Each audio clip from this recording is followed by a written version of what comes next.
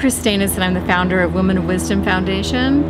It all began when I read the book The Feminine Face of God by Patricia Hopkins and Sherry Anderson in 1992. And after reading it, I love stories, and I was reading their stories of women from different spiritual backgrounds, Buddhist, Native American, Catholic, Sikh, I can't even remember them all, but many varieties of women from different backgrounds, and I just love their stories. I was on the board at Seattle Unity Church, and they had a weekly speaker program, and all of a sudden I just had this vision that we could bring women like these from the book, The Feminine Face of God. And then I realized rather than a once a week, it would be great to have a week-long conference where we could create community. So I went to the ministers and they said, go for it. I got together a group of women that I was friends with at the church, and for 9 months we planned the first conference, which happened in February 1993. So this year we're having our 20th year, which we're very excited about, and it's just even hard to imagine that we've been at this for 20 years. So what that container has done is allowed women to change and grow, because we created this very safe environment for women to share their stories. And with that, so much healing has happened for women.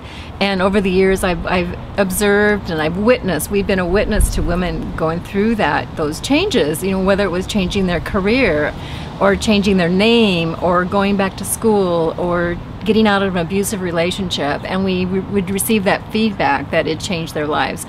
And I remember even just someone coming to me years later, they'll come to me, and so we never know the effect we have on other people.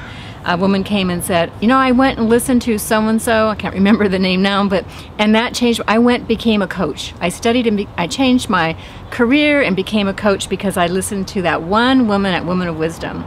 And so that just validates what we do, and the power of women coming together is what we've created. And so it's no mistake that we've been around for 20 years. Women of Wisdom has a life of her own, and it's a big container that envelops a lot of people from different backgrounds. It allows for women from many different spiritual traditions to come together, because we come in commonality of being women, and our stories, and just being in community together has been so powerful. It's changed my life, it's changed many women's lives. It was back in 2003. I was wanting to move away from being the leader, and I was the what we call the executive director of a nonprofit organization, which we moved away from Unity in 1998 and became our own organization. And I was the executive director, and you know, after a few years it's kind of lonely at the top, and I really didn't like being the leader, and I had a vision of creating a co-leadership. I sort of visioned it as a triad, and I went away and retreat, and I'm meditating about how I could create this, and what happened is I was looking down, and we have a silver medallion of our logo, and I was wearing it, and I went, oh my God, it's in the logo. And it's a circle model. There's 7 arches that go around this circle, and I realized that was the model of leadership. And it wasn't until a few years later that I actually created it, where I decided to step down as being the executive director and create a co-leadership model of a circle leadership. And we created a council that runs the organization, and we've been doing that for 8 years now, and that has really grown. And it's been an amazing journey of learning as we go, because we've been creating the wheel, there's not many formats out there to follow. I think we're kind of isolated. I'm sure there are other groups that do this, but we don't often hear about that. So we've been creating it as we've been going along, and it's been very fulfilling and rewarding to work with a group of women to co-create Women of Wisdom. And so we've evolved to creating more community events where we have dinners, and we have monthly ecstatic dances, and we have a day-long community connection event. And so we've moved from being just the conference to being year-round community for women to come and explore their self-development, you know, and whatever it is that they're looking for.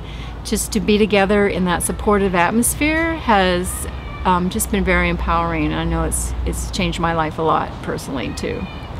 And I've been growing as a leader, and I'm developing new things. I'm actually wanting to bring this out in my own profession, bring this model of leadership to other companies who are looking for more of a collaborative model where you can co-create and resolve your issues the conflicts that come up in a safe environment of a circle where everybody can safely share what's been going on.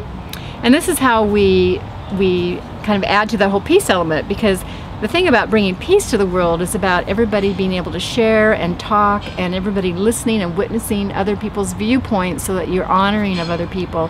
And this circle model that we created, actually created a healing circle model to work with conflict, has been a very successful model where when we sit in circle, we're able to listen to each other and understand where they're coming from, and then co-create solutions.